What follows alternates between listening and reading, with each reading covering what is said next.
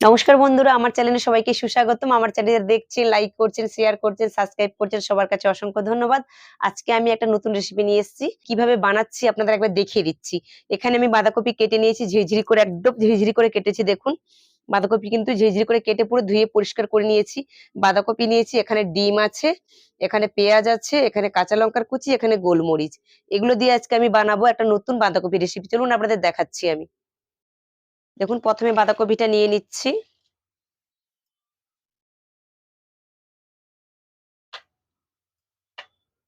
এর মধ্যে কাঁচা লঙ্কার কুচিগুলো দিয়ে দিলাম,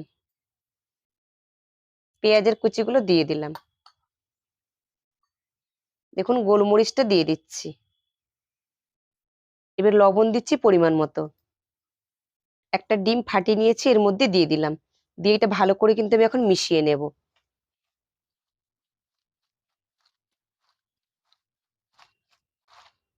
আমি কিন্তু হলুদের গুঁড়ো, লঙ্কার গুঁড়ো, জিরের গুঁড়ো কিন্তু এতে আমি কিছুই দেব না। এটা কিন্তু মেশানো হয়ে গেছে। এটা সুন্দর মিশিয়ে নিয়েছি এটা। এবার চলুন বানানোটা দেখাচ্ছি। এখন আমি কড়া বসিয়ে দিয়েছি। কড়ার মধ্যে এখন সাদা তেল দিয়ে দেব। অল্প করে সাদা তেল দিচ্ছি, খুব বেশি দিলাম না। যেহেতু এটা ছাঁকা তেলে তো আর ভাজা হবে না, এটা একটু অল্প অল্প তেলে ভাজতে হবে।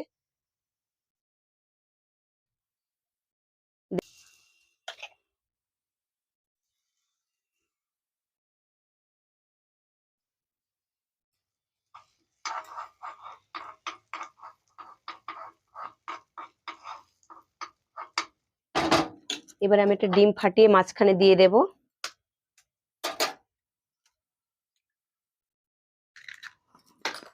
এবার একটু লবণ আমি ছড়িয়ে দিচ্ছি। এবার আমি ঢাকা দিয়ে দেবো। এবার আমি ঢাকাটা খুলে একবার দেখে নিচ্ছি।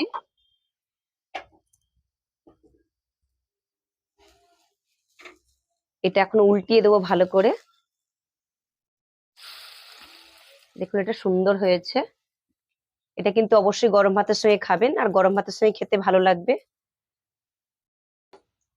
দেখুন, এটা সুন্দর ভাজা হয়ে গেছে। এটা কিন্তু এখন আমি তুলে নিচ্ছি। বন্ধুরা অবশ্যই কিন্তু এভাবে বানিয়ে খেয়ে দেখবেন, আর গরম ভাতের সঙ্গে খাবেন, দেখবেন খুবই ভালো লাগবে। দেখুন, এটা হয়ে গেছে। এটা কিন্তু আমি এখন তুলে নেব।